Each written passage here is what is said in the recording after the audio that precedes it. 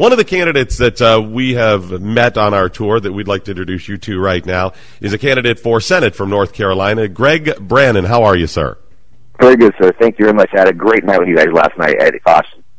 It was great to meet you. Now you have you're not a lawyer. You haven't served in office, have you? No, sir. I'm an OBGYN. In fact, I delivered a baby about 3 this morning after seeing you guys in Charlotte last evening.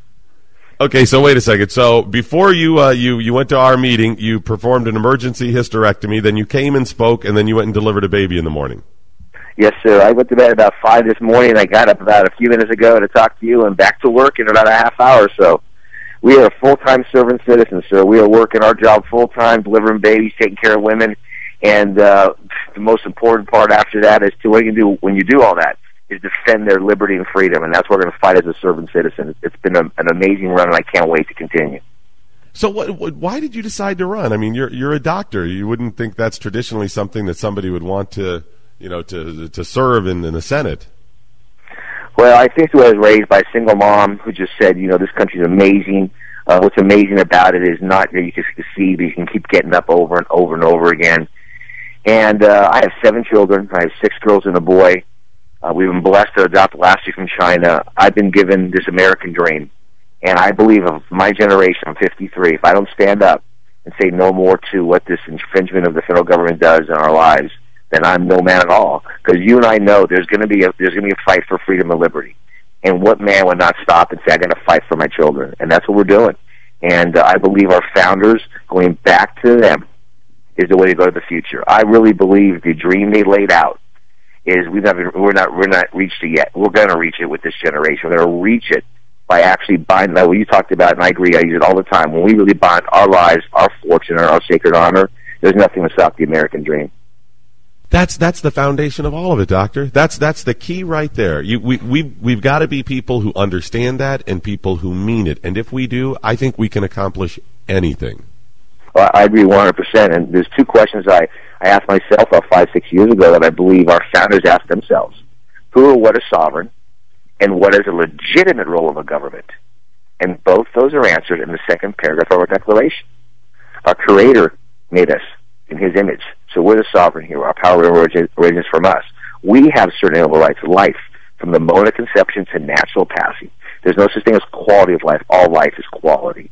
Then liberty with free responsibilities and the pursuit of your individual dream. But the very next sentence is so crucial. What is legitimate government? It's answered right there. To secure those rights, a government instituted amongst men, deriving the just powers from within the governed. We're given our consent for the rule of law, not the rule of men. And then he listed 28 things he called tyranny. And you and I know the infringement. I love your intro. You hear all these, NSA, IRS, all that kind of stuff. It reminds me of Tactius when he said, you can tell if a government's tyrannical is by how much numerous the laws are. We must stand up and say no more. And I believe, man, Doc, I believe with all my heart of hearts that the better days are coming if we do this, and I'm pumped. I'm really excited for you, Doctor. I'm talking with Dr. Greg Brannon, a candidate for Senate from North Carolina, and I'll tell you why. Number one, as Skip and I talked about last night, yeah, we know how bad things can be and how rough it has been, but I'm really optimistic because we are involved. There are more people involved, ready to do the right thing, continue to get the right things done than not. Number one. Number two, the seat that you are running for, Kay Hagan is done, Doctor. She's done. That's not going to happen. And you are doing quite well. This is an opportunity for not just North Carolinians, but all of America to say that is a Senate seat we can take back. And I don't mean the Republicans take back. I mean people who understand the Constitution and will do the right thing can take back.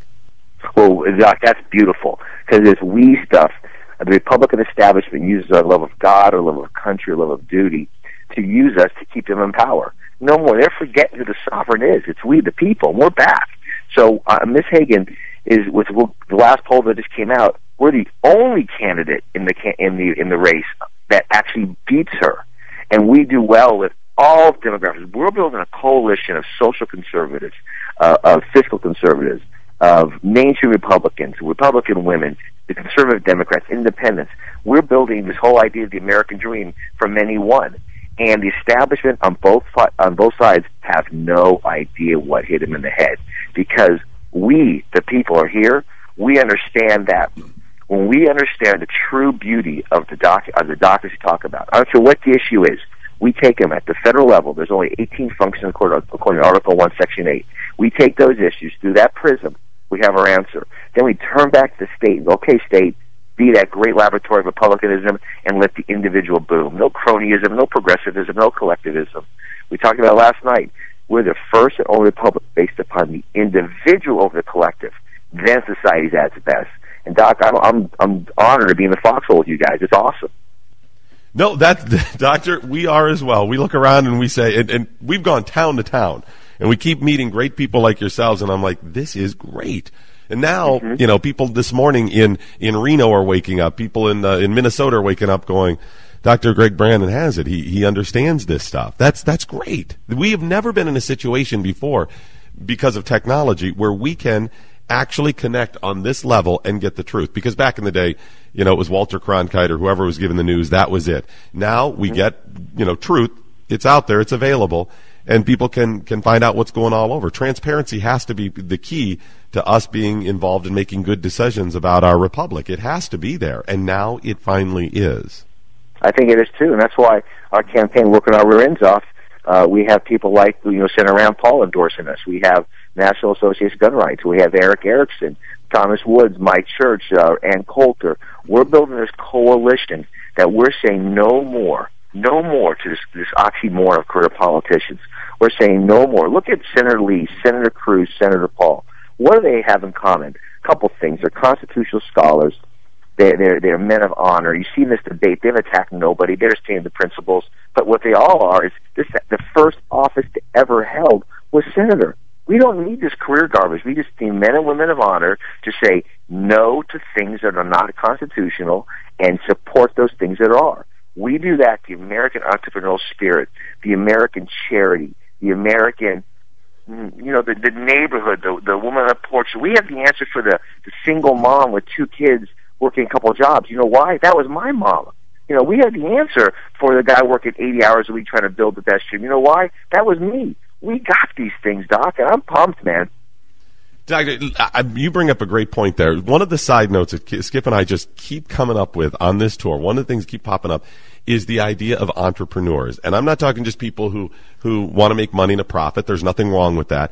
But it's a spirit, it's an idea, a concept of the entrepreneurial spirit that I see as a passion for something and being so driven that you will take chances, you will chase that dream, you will do what it takes. But I want to get your take on what is the entrepreneurial spirit to you? That's the spirit is that you could always think that you could do something a little different.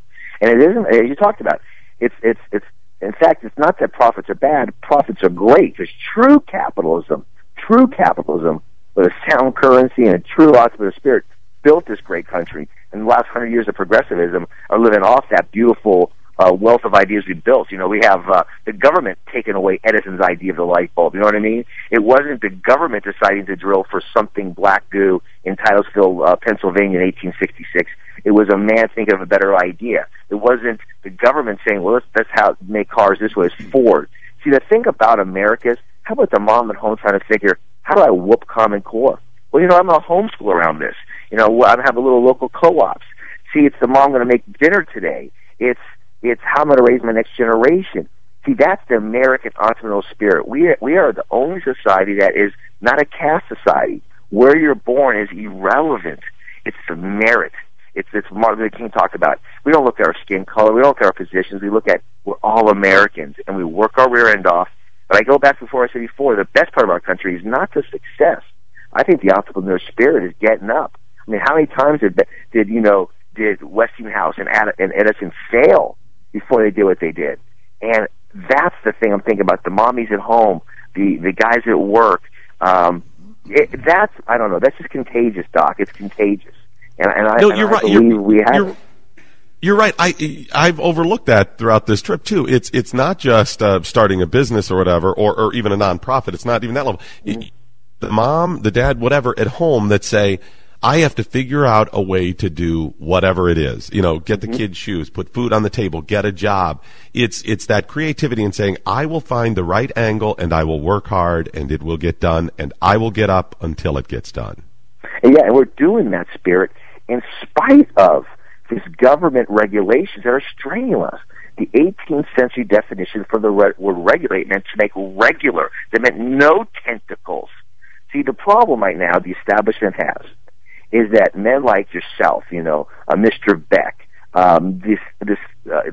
across the spectrum, people have woken up, and we've read the page and a half of the Declaration, we've read the 6 pages of the Constitution, and we've read the page of the Bill of Rights. And more than that, we've read the history behind it. And we are saying you cannot tell us anymore 2 plus 2 is 5 or 3, depending on what men think about it. We know it's 4. And they cannot fool us, because you talked about the information age scares them to death. And what we're going to do is, like I said, we the people, as individuals, we're taking our country back through the revolution of ideas. The ideas our founders imprinted on us, because we're all, that many one is who we are. And again, Doc, I'm just, and again, the people that say Tea Party can't win, well, all I know is in our campaign, we're the only one kicking her rear end, and I'm pumped. I love it. I think you're right on track. I'm happy to have met you, and I wish you the best. Doctor, let's say there's somebody right now that's waking up in North Carolina and saying, how can I find out more about Dr. Greg Brannon? How can I help him succeed? Is there any way they could find out more information on you? Oh yes, sir. It's gregbrannon.com. We're on it with like 41,000 on Facebook. We tweet, Twitter. We're all over the place. But the web page, www.gregbrannon.com, has everything there. Our team is a phenomenal team of guys who worked on Ted Cruz's campaign, or Rand Paul's campaign, who have done this before. They have energy that make you and I look like we're boring. I mean, they're working their rear ends off. This is more than a grassroots. This is the seed truly germinating. Now the sprouts are booming through the ground, and these roots are taking hold and not leaving it. So I'm asking them to come on our team. All I want is their life, their fortune, their honor. I'll give you mine. We bond on that rule of law.